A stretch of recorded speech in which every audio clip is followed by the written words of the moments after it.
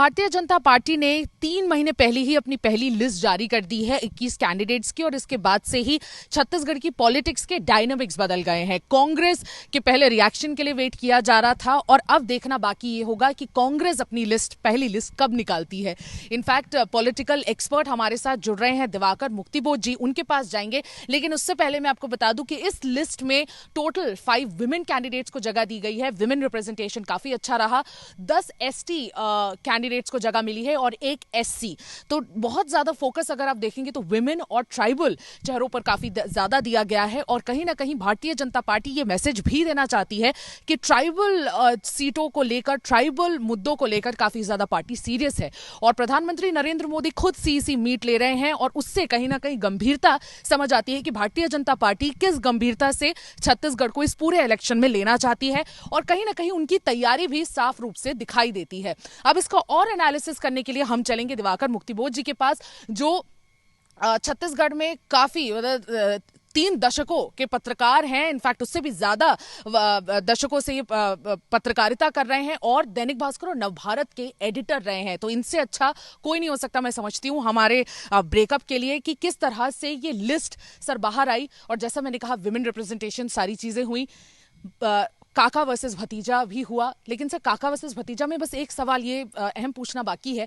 भूपेश बघेल कहीं ना कहीं काफी ज्यादा पॉपुलर है, सिर्फ छत्तीसगढ़ में नहीं, पूरे भारत में भी अगर आप देखेंगे तो बहुत पॉपुलर लीडर की तरह उभर गए हैं। आपको लगता है सांसद विजय बघेल कहीं ना कहीं उनके आगे कमजोर पड़ सकते हैं? क्या हो सकता है सर इस पूरे में?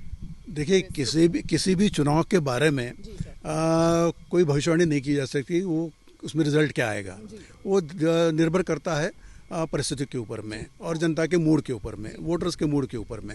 इसलिए हम ये तो नहीं कह सकते कि अभी क्या स्थिति होगी, पर जिस तरह की स्थितियाँ, जिस तरह का ट्रैक रिकॉर्ड रहा है भूपेश बघेल जी का, उसे निश्चित रूप से उनके लिए पाटन में चुनाव जीतना कोई बहुत मुश्किल वाली बात नहीं है। चाहे सामने विजय बघेल हो या कोई और भी कैंडिडेट हो।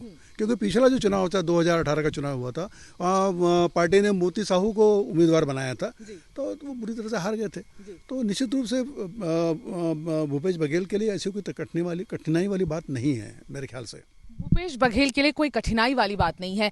सर, एक अहम सवाल ये बनता है कि 3 महीने पहले लिस्ट जारी कर देना, क्या कहीं ना कहीं बीजेपी ने मास्टर स्ट्रोक खेला है या कांग्रेस के लिए ये अच्छा हो गया है? कांग्रेस के लिए तो बहुत अच्छी बात है, क्योंकि उसके सामने पिक्चर क्लियर हो गया है। 21 सीटों का पिक्चर जो है ये कांग्रेस सामने क्लियर हो गया है। उस पिक्चर को देखते हुए अच्छा ये नहीं कह सकते कि 21 हम आखिर तक फाइनल रहेंगे। ये भी हो सकता है 21 में चेहरे कुछ बदल जाएं, इक्का दुक्का चेहरे बदले भी जा सकता है, लेकिन वो हमें मान के चलते हैं कि वो फाइनल है। तो कांग्रेस के लिए सबसे अच्छी बात है कि उसके सामने पूरा पिक्चर क्लियर हो गया 21 सीटों पर।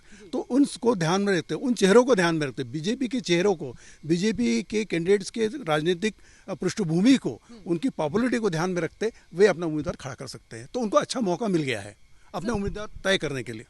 काउंटर ऑफेंसिव कांग्रेस का और क्या हो सकता है सर? मतलब क्या उन्हें हड़बड़ी करने की जरूरत है अपनी पहली लिस्ट जारी करने के लिए? बिल्कुल नहीं, कोई हड़बड़ी करने की जरूरत नहीं, क्योंकि काफी समय बाकी है। काफी समय बाकी, और चूंकि 21 सीटों का बीजेपी ने अपने कैंडिडेट डिक्लेयर कर दिए हैं, इसलिए उनके पास सोचने समझने का पर्याप्त समय है। सोच समझ लें और डिक्लेयर करें। बिल्कुल सोच समझ लें और डिक्लेयर करें, ये अपने आप में बहुत अहम है। क्योंकि जब से लिस्ट बाहर आई है, जितने भी लोग हैं, एक सेंटिमेंट, एक परसेप्शन ये बन रहा है कि कहीं ना कहीं कांग्रेस पीछे रह गई अपनी लिस्ट बाहर करने में। क्योंकि अगर ध्यान में रहे, 17 से 22 तक उन्होंने उम्मीदवार ब्लॉक लेवल पे फॉर्म भरवाने का जो अभियान है अपना शुरू किया है। तो अभी भी कांग्रेस को हड़बड़ी करने की जरूरत नहीं है, क्योंकि 3 महीने शेष हैं इलेक्शंस के लिए और इनफ टाइम रहेगा अगर वो 1 हफ्ते 10 दिन में भी अपनी लिस्ट जारी करते हैं। तो ये था हमारा आज का विश्लेषण। मैं सुमी राजोपन, वीडियो जर्नलिस्ट राघवेंद्र पांडे के साथ, छत्तीसगढ़ से चुनाव तक।